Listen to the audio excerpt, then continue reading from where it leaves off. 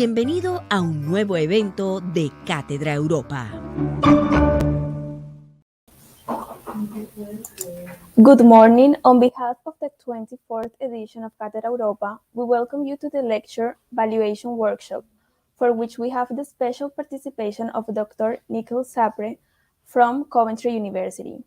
We will now leave you with Professor Yuli Gomez, who will be moderating the session. Welcome.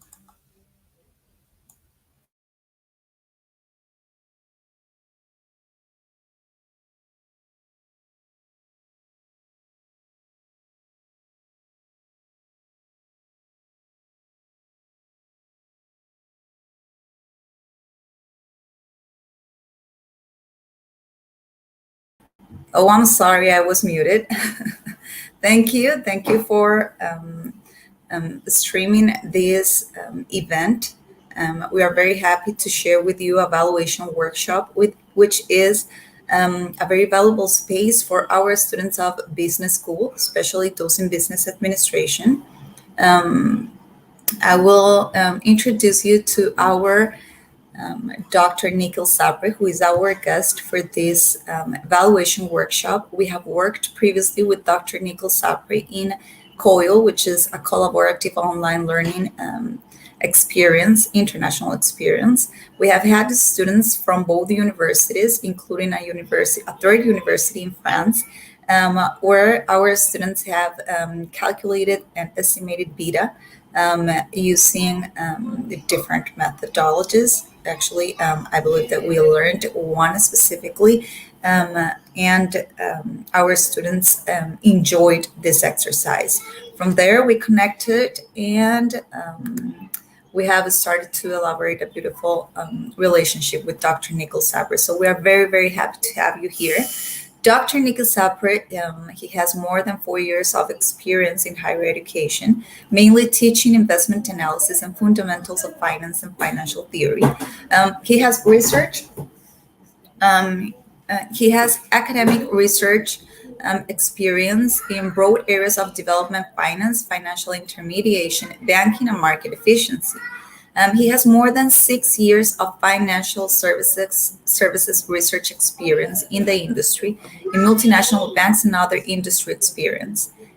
His education, he has a business management bachelor's degree, a postgraduate diploma on research methods, master in science of finance and accounting, and a PhD in finances.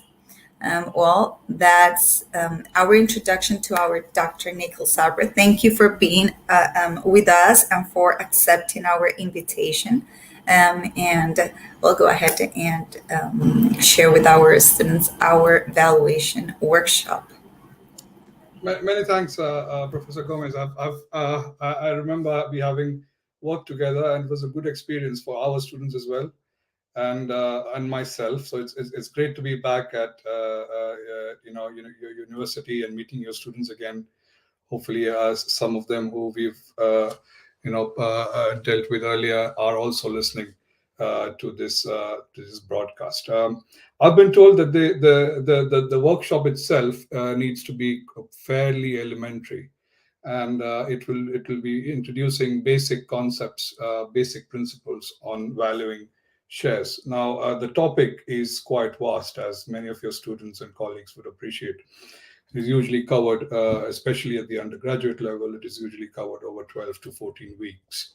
So to compress all of that into 40 minutes is very, very difficult. So I'm bound to leave out a lot of the important things, but I've still managed to put together at least a few basic principles that we would want to keep in mind when we are looking at investing in equities. So I'm just going to start my share screen now.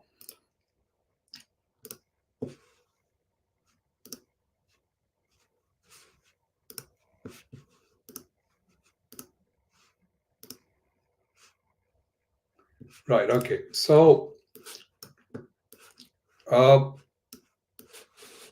just adjusting my screen a little bit. All right. So I'll begin with a brief introduction on share valuation. I'll go on to something that some of our students may already know or may be looking to learn in the next semester maybe or next year, who are doing company valuation, the very, very basic models, which is to do with the dividend discounting. And then we'll look at something that is more real world, more adopted quite widely by practitioners in the industry in equity analysis, which is relative valuation techniques. To begin, though, I would just like to clarify a couple of things, because again, investing in shares, and we hear things like shares and stocks, a lot of things pop up in our mind, and there's a lot been written about and said about. So we need to first clarify what is it that is driving our interest in being in the stock market. So is it valuation, which would then be investing, or is it trading, where we are looking to make some quick money? And it doesn't really correlate with our aspirations to grow our wealth or preserve our capital when we are putting out some money in the stock market. So if it is trading, we're really looking at pricing, and that's entirely different activity from valuation, because pricing can be impacted by factors such as mood of the market participants, the momentum, the big news that are coming in, some unforeseen events that happen and impact the sector, or a particular sector, or particular country, or globally, given the situation like we are in right now. That is what impacts the price, but not necessarily that would impact the valuation of the company, the underlying value, the intrinsic value of the company that we are valuing. So this session's focus would be on investing, and would be on valuation itself, and not to do with pricing and trading. Like I said, I'll begin with a couple of basic concepts, such as discounted cash flow techniques. Now, I'm sure all of our listeners are aware of the very, very basic fundamental concept of time value of money. So we would want to know what is the price of the security, what is the value of the security in today's value, in today's money. So we would want to know what is it that I would expect from investing in that security in terms of cash flows in the future, and we would want to know what the price or what the value of that security or those cash flows would be in today's money. So we're going to discount them back to today and try and see whether that value is less or more than the price the market participants are willing to pay for it. When we talk about stocks, the cash flows are basically dividends. That is the one cash flow that we expect from when we invest in stocks, the dividend payments that we get. But there are three major issues with dividends. So if you were to just look at those payments as the only cash flows, which is true, and then try and find out what the present value of those cash flows is, then we are faced with three major issues. The first one is we don't know whether we're going to get the dividends or not. Sometimes the company might pay a dividend, they might keep paying the dividends for the next few quarters or years, and they might stop paying the dividends altogether. So we don't know. There's an uncertainty in terms of when is the cash flow coming. The second is, when we discount them back to the present value, we would want to know what is that discount factor going to be. Now, that discount factor will be different for different companies. It will be risk adjusted to that particular sector, to that particular company. The risks that are faced by a company that is selling water and utilities, such as electricity, for instance, will be different from a company that is selling cloud storage. And then that discount factor that we use to discount back the dividends we get from those two companies will also be different. So it is very, very difficult to actually arrive at the right required rate of return, or cost of capital, or cost of equity, or discount factor, whatever we call it. We basically would want to know that percentage that we would want to use to discount the future cash flows back to present value. Very difficult to arrive at that figure. The third is the dividend is only one part of the return that a share makes. So the others could be the capital gain through buyback of the share and retained profits as well. So we are actually ignoring some other ways in which the investor can actually get returns. Now, there are some models that have actually looked at dividends and buybacks together. So, for instance, Aswad Damodaran, who is a highly regarded valuation guru in the US, and he teaches at the New York Stern Business School, one of the highly regarded teachers as well. And he's done an intensive amount of work in valuation of equities. So he's come up with a model where he looks at not just dividends, but also buybacks and how that impacts your returns from that particular stock. But in general, DDM has some issues, and those are to do with when are we going to get our payments, are we going to get our payments or not, and for how long are we going to get our payments, which is basically the cash flows in terms of dividends. It's very simple, isn't it? That's really what we do. This is a basic time value of money concept applied to dividend discounting. The cash flows are the dividends. The K is the required rate of return, which will be different for different companies, different sectors, and so on. And the T is basically the number of periods when we expect the payment to come. P would be the price in today's money, today's value of that future cash flows.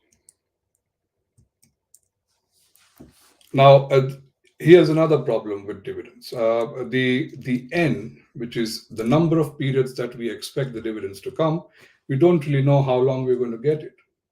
Because no firm or company that we invest in is going to tell you that, okay, we're going to shut shop in 5 years or 10 years.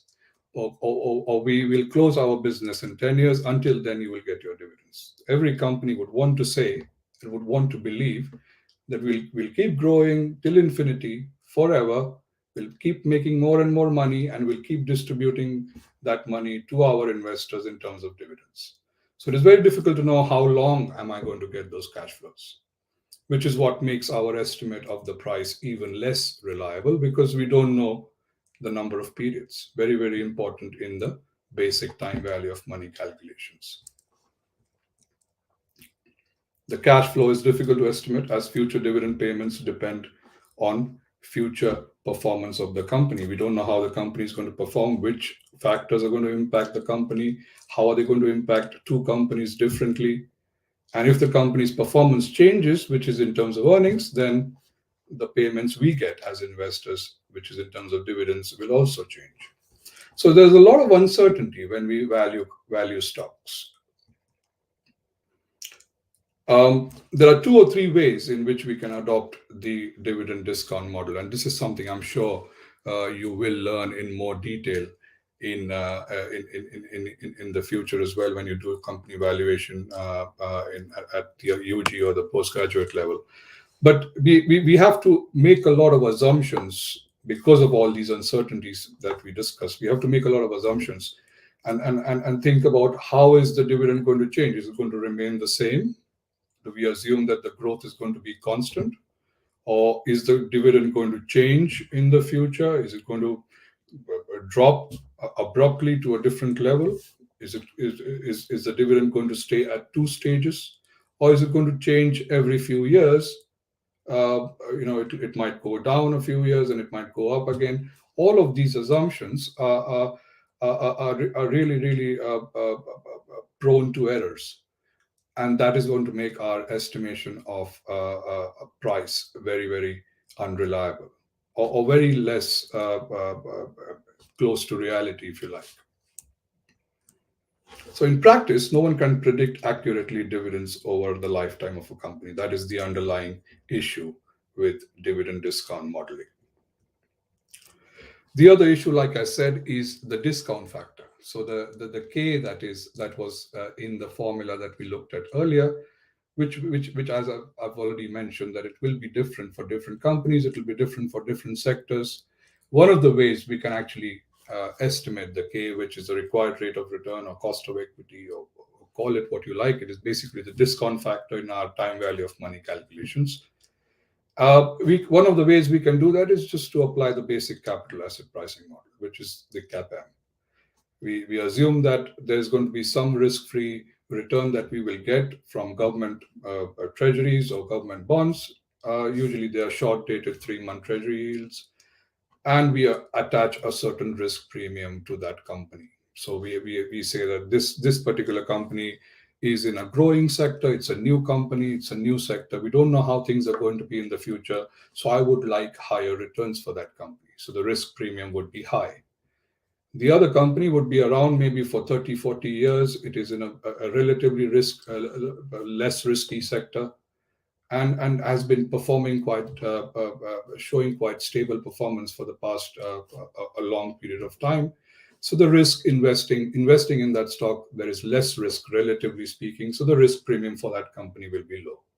Again, this is something that will differ from one analyst to another. What is the risk premium that we attach to that particular stock? Once we solve this equation, we get the required rate of return. So that is a very, very basic way of calculating the K, which is the very important element in our discounted cash flow method. We normally use CAPM, like I said, to derive the K, which is the discount factor. But will this model give the correct rate? I mean, there have been questions asked about the reliability of CAPM in general, and the measure that we get from it, which is the risk measure, that is the beta, is beta dead. There has been a lot written on it, and there have been a lot of other extensions to CAPM. So the market risk premium cannot be the only factor to judge what the required rate of return should be. There should be other factors that we should look at.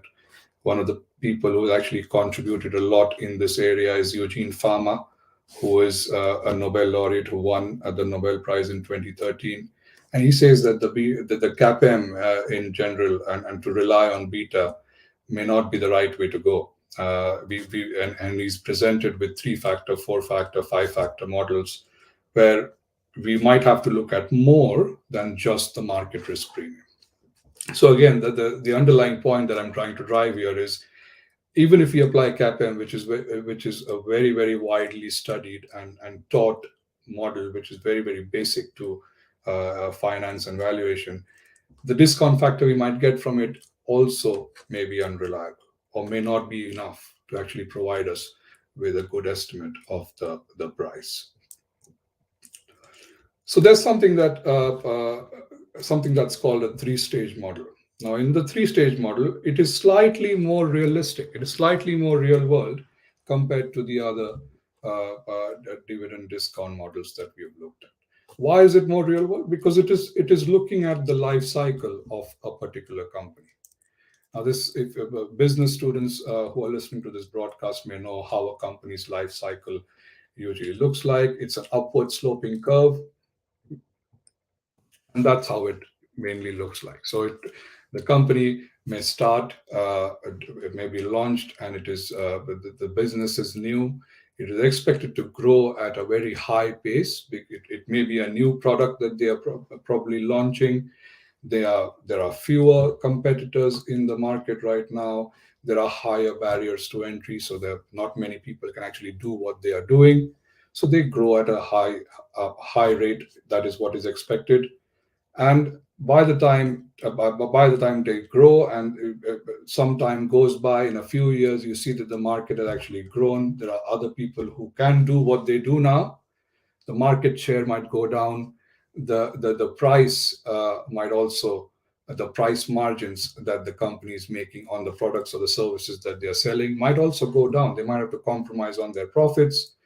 At some stage, it will mature, and in many cases, it may actually also see a decline in their sales, profit, and cash. So if that were to happen, why are we interested as investors? Why would I be interested in a company's life cycle? Because if a company's life cycle is going to change the sales, cash, and profit of that company, then the money I get as an investor in terms of cash flows, that is dividends, will also change. The company may not be able to pay a lot of dividends when it is growing, because most of the money it is making is going into its own company to expand and grow, right? If I were to invest in a company, I would want that company to actually invest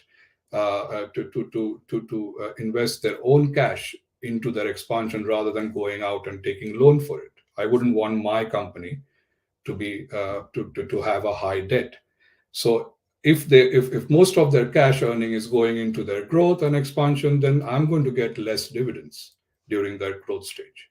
By the time it gets to a maturity stage, then how am I going to be impacted as an investor? At the maturity stage, the company's probably done its expansion. All of its research and development has been done. The expenses that the company might have faced during the growth stage have now reduced. Now the company is making stable profits and it has more cash surplus as well. Now it can actually start giving out more dividends. So that is how my cash flows as an investor, which is basically dividends, will change with the company. So there is something called a three-stage model, which actually looks at the discount factor changing because the risk is going to change, the earnings changing because the cash and profit and sales are going to change, and therefore the dividends will also change over time because the surplus cash will also change as the company grows from launch and growth stage to maturity and decline. One of the best examples that I can think of right now to illustrate this life cycle is Nokia. Now, Nokia as a company at a point in time was a global market leader in mobile phones. And it was selling all kinds of phones across all price bands. And at one point in time, when iPhone launched its first touchscreen phone, and then Samsung followed, and now, as we know, there are very few actually who use Nokia.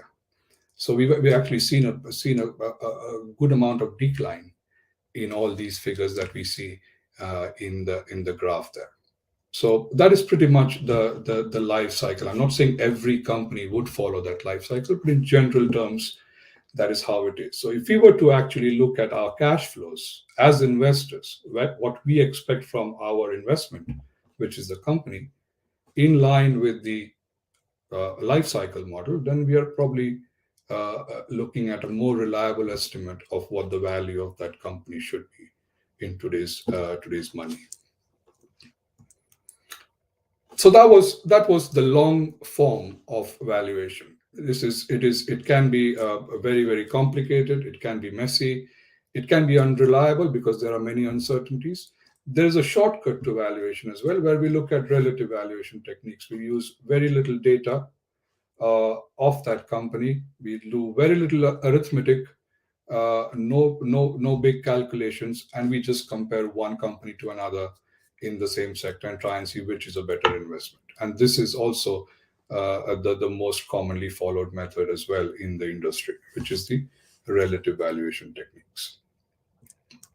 So if a share is seen as expensive or cheap, is considered basically relative to its peers and other stocks in that sector, or how it was doing earlier. So there are two ways, one in which we can actually do relative valuation. We would want to know how is a particular stock that we would want to invest in doing today compared to what it was doing 5 years ago or 10 years ago, or how is a particular stock doing today compared to other companies in that sector, similar characteristics, similar stage of their life cycle, similar size. How is it performing compared to its peers or other companies in that sector?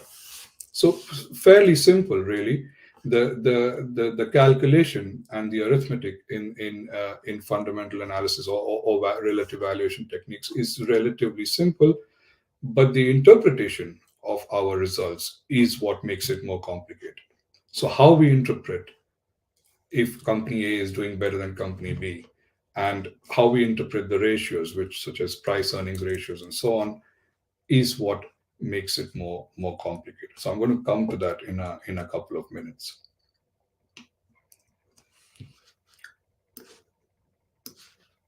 So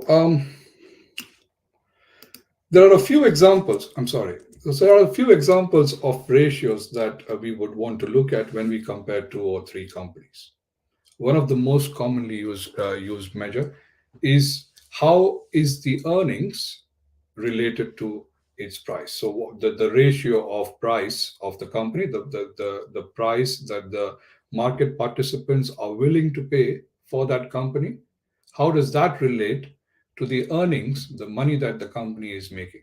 So price earnings ratio, the PE ratio, is one of the most commonly used method in relative valuation. The other are obviously there are a number of ratios, but I've just picked out 2 or 3 as examples. So price to book value is another commonly used a metric. The other is price to sales. How much is the company actually selling on an annual basis, maybe, or on a quarterly basis, and what is the price that the market participants are willing to pay for that amount of business that the company is doing.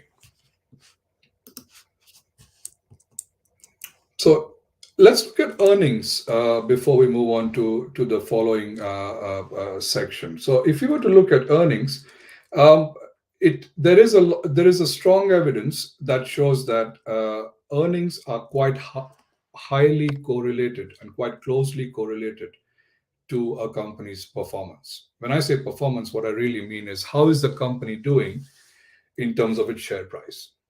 So there were a couple of people, this is an old paper, but a seminal paper in the 1970s. What they did was they picked out 50 best performing stocks in the US and 50 worst performing stocks in the US over a 5-year period. And then they said, let's look at how much the companies actually earned during that period. And they found that there's a very, very high correlation between the earnings, which rose about 200% for the best performing stocks. And at the same time, during the same period, the price also rose by about 180%. And the same was true for those companies that were worst performing. So the earnings actually fell by 60%. And during the same period, the price also fell by 60%. So this was one of the first key papers that actually identified that how the company performs in terms of earnings is going to inform or going to tell us how much is the price going to change in the future. So if you want to make an estimate of the price of a particular stock, then one of the key factors that we should look at is the earnings of that company. There was another study done in the 1980s, and these guys actually built on what we just discussed. So they said that earnings is related to future price of a stock and the performance of the stock. But it's not just the earnings that the company has already made, but also the earnings that the company is expected to make in the future. So what they did was, instead of looking at the earnings that the company made during that 5 years, they said, let's look at the earnings that the company is expected to make. They predicted the growth of EPS in the future, and then they compare it with the stock performance. And they actually said that that's also true. There is a high correlation between future price changes and future growth of EPS. So although the EPS is actually important in itself, we can't really just look at EPS in isolation. So earnings are very, very important, but we would want to then compare that earnings to how much a particular investor or the market as a whole is willing to pay for those earnings. So there may be a case, which is why I said there is a difference between valuation and pricing. So there may be certain factors beyond the basic valuation factors that are actually driving the price up, such as mood or momentum or some new bad news or some good news. And the stock may actually be overvalued, even if it's a good performing, good performing company in terms of earnings. So it is very important to know how much is the price on the market and how does that relate to the earnings. Only then can we know whether the stock is overvalued, not a good time to enter now, or undervalued, not a bad time to enter. So PE ratio looks at that, and that's why it is such a key metric in actually valuing stocks. It's basically just market price divided by the earnings per share earnings per share, which is why I said the arithmetic in calculating the PE ratio is very, very simple. It's about how we actually interpret a PE ratio is what makes it difficult. I'm going to come to that in a minute or two before I wrap up the session. So there is one aspect where the relative valuation, which is the PE multiple, let's say, scores over the DDM technique, which is discounting future dividends. And that is, the PE is looking at all earnings of that company, total earnings per share. But dividends is basically what? It is basically a part of the earnings that the company has decided to pay back to its investors. So we're not really looking at the whole earnings, we're just looking at how much is the company paying back. It may or may not pay back the entire amount, and the company may still be doing well. But that is not factored into our dividend discount modeling. In PE ratio, we're actually looking at the entire company's performance in terms of earnings and then looking at whether to invest in it or not. So in this particular aspect, PE ratio, the relative valuation, actually is slightly better than dividend discount modeling. So there are two ways we can actually look at PE ratios. One is the time series, where I said you compare the performance of one company to what it is doing now, or what it is expected to do to what it has been doing in the past. So you're doing a time series analysis. Or you could look at a cross-sectional analysis where you're comparing 2 or 3 companies at one point in time. Now, what Robert Shiller did was, another Nobel Prize winner from the US, he also won the Nobel in the same year as Eugene Fama. And what he said was that there is a lot of volatility in the earnings. So if you were to look at earnings, and if you're going to make your decision whether to invest in a company or not based on what the past earnings of the company have been, then it may not be a good idea, because the earnings keep changing a lot. There's a lot of volatility. So he actually came up with something called the cyclically adjusted price earnings ratio. So what he said was that we instead of actually just looking at what the past PE of the market has been, we might actually look at the moving average, the 10-year moving average of the market PE.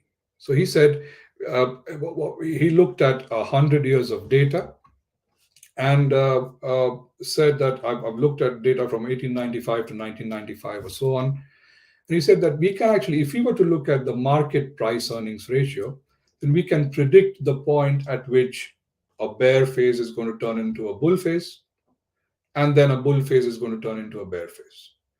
I mean, as investors, as market participants, the whole idea of actually doing this in universities and teaching investment analysis and so on is basically to do one thing. So we would want to know, when is the market going to turn? When is the market going to start going up and keep going up during a bull phase for, let's say, 3 to 5 years? When is that bull phase going to earn? And when is it that the tide is going to turn? And when is the bear phase going to start and it's going to keep going down for the next 3 to 5 years? If we get that right, if we get that turning point right, then I think we are a winner already, because we actually know for how long is it going to last. It's usually 3 to 5 years, maybe on an average. If we get the turning point roughly correct, then we might actually manage to make some money in long-term investments as well. So that's what Schiller's contribution is. He says that using historical PEs of the market, we can actually try and figure out those turning points. We can actually know, when is a bull phase going to turn into a bear phase? When is a bear market going to turn into a bull market? And for that, we are not just going to look at the past PEs on an annual basis, but we're going to smooth out the volatility. We don't want a graph that looks like that if we want to use historical data to make future predictions. We want a graph that is slightly smooth. So I'm just going to use 10-year. He said that the market actually moves in 10-year cycles. So I'm going to use 10-year moving averages let's say 1995 value would be an average of the 10 years from 1986 to 1995. And the 96 value would be the 10-year average of the last 10 years. And the next year's value would be the 10 years average of the last 10 years. So if we do that, then our future predictions based on that, all of that historical data will be more reliable. So he said we can actually do this on a cross-sectional basis as well. If we were to actually compare two stocks on a cross-sectional basis, then like I said, so right now we were looking at time series analysis where we were comparing one stock or the market to how it is doing now with how it was doing in the past. If you were to look at two stocks on a cross-sectional basis, then we would want to make sure, just one thing we would want to make sure of is that we are comparing apples and apples. We are comparing like companies that are similar in terms of the risk that they have, the risk premium that we attach to those companies, and the growth prospects that they have. So they are the similar stage of their life cycle model, and they're not entirely different. Like I said, so we wouldn't want to compare a banking stock just after the credit crunch with a company that is selling utilities, for instance. So here's a quick example of why we wouldn't want to do that. So at the height of the credit crunch, banks were not trusting each other. There was not much liquidity. A couple of big large banks had actually gone bankrupt. So there was little interest in investing in banks in general, and people were selling because people were afraid of what the future looks like for the banking sector as a whole. So the numerator in the PE ratio, which is the price, was going down and down and down. Therefore, the PE ratio was also down, which was 2.87. But it was not the case for the utility sector. The companies that were selling water and electricity, they're still going to sell water and electricity no matter what happens in the banking sector, right? So that the price of that companies in that sector was fairly stable, which is why the PE was high. So if I were to compare those two companies, then that would be wrong comparison. I can't say that the PE of a bank is low, so it seems undervalued, so I will sell a utilities company and I'll buy a banking stock. That should not happen. It should be utilities company with another company from the same sector, or something that is similar in terms of characteristics. Two most important would be what is the risk and what are the future growth prospects. So I'm just going to finish up now in the next 2 to 3 minutes, but I'm going to show a very, very interesting graph before I finish. So I mentioned that Robert Shiller came up with the cyclically adjusted price earnings ratio. And he said that we take 10-year averages of the past historical PEs, and that is going to help us predict when is the tide going to turn from bull to bear to back to bull. So he mentioned that I'm going to take 10-year averages, and he said that's basically because according to his analysis, the earning cycles are usually in 10 years. So that is his main contribution. He says that the earning cycles go in 10 years, so 10 years averages would be the right way to go. He's actually published a book which was a bestseller, Irrational Exuberance. Is something that I would recommend to our students as well who are listening. A very, very interesting book, and I'm just going to share a quick graph from that book, which is also very popular, very commonly shared graph. So what he found was, looking at the past 100 years of data, he found that the average PE, price earnings ratio, of the US equity markets is around 14 to 15. So this would suggest that anything around 14 to 15 would be a fair value for the stocks in that range.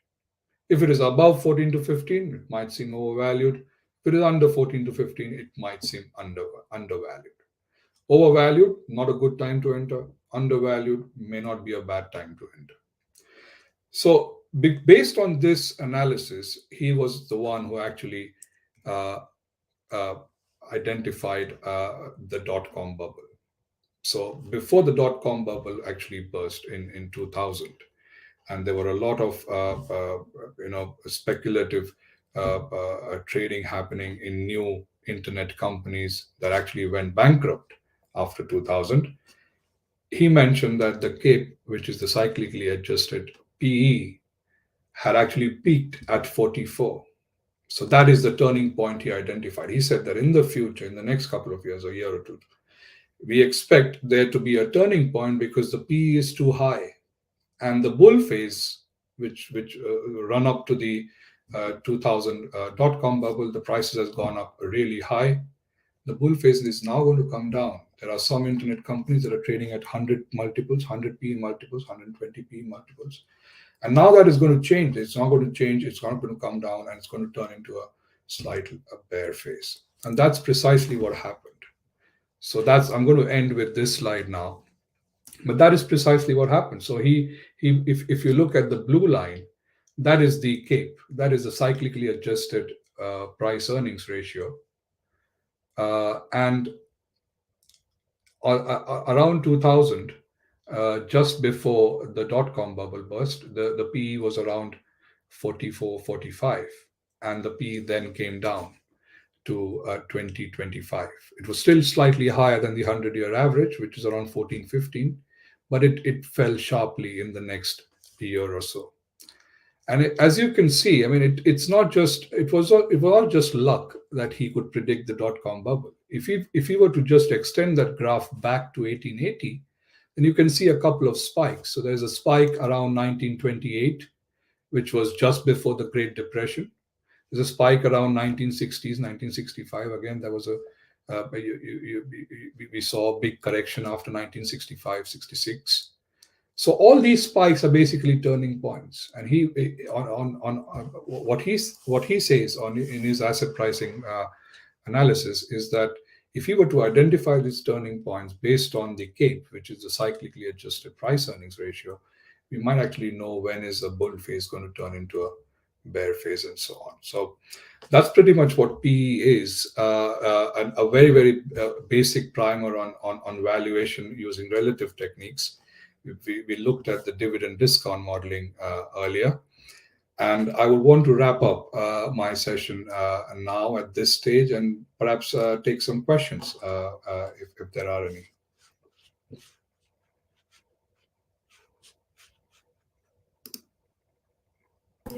I'm sorry. Thank you, Dr. Nickel, for that information. Now I have a two-part question to begin this space for questions and answers. First, in Colombia, we have a very small stock market, and we do not have a large number of companies within different industry sectors. The first question is, it is possible to compare companies from Colombia with other countries? And the second question is, if no, how do you isolate that part of the risk of the country using P ratios? This question is specific of P ratios. Right. So there is an entirely different. This is an entirely different session on country risk. I'm sure you'd appreciate, but we would want to take into when we look at the discount factor. So if we were to look at the risk of that company, and if you were to look at even just the PE, if you like, then we would want to then look at we would also want to factor in the differences in the characteristics and the risk of those two countries. So in general, I wouldn't compare just using PE. I wouldn't, if you're just using PE, even if they are in the same sector, I wouldn't compare a company in Colombia with a company in the US, especially when they're so widely different, because one is an emerging market, the other is a developed market. The situations are different, the policies that impact the companies are different. So purely using PE may not be the best idea to do it.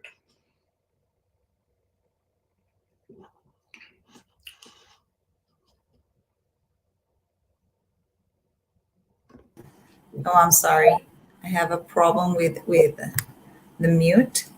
Okay, thank you for that answer. Now, do we have any additional questions for Dr. Nickel? Let's take advantage that we have him today as our guest. Let me see if I have here any other questions. Okay, so Carolina Olmo says, welcome, Dr. Nikhil. Here we have, thank you for your speech. Okay, so we didn't have any more questions. Thank you, Dr. Nikhil, for the conversation and for your very, very clear and relevant information on valuation. Thank I you. hope we can see you again, hopefully face to face in next Cátedra Europa if we have it not virtually. I'm glad to be here, Professor Gomez, and like I said, I've enjoyed being part of being in touch with this university in the past, and I look forward to future collaborations. Also, I hope your students have found this useful, because I tried to put in a lot in 40 minutes, but hopefully it was fine. And I'm happy to share the slides with you if your students would like to have a look at that as well. Yes, of course, sure thing. Thank you, Dr. Nikhil. Maria Gabriela.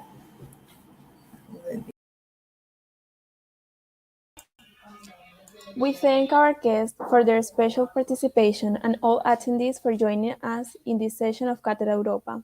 We invite you to continue supporting the education of talented students through our scholarship fundraising campaign, Más Becas, by clicking on the donations button on the homepage of Cátedra Europa. We also encourage you to stay connected to the rest of Cátedra Europa's events. Thank you.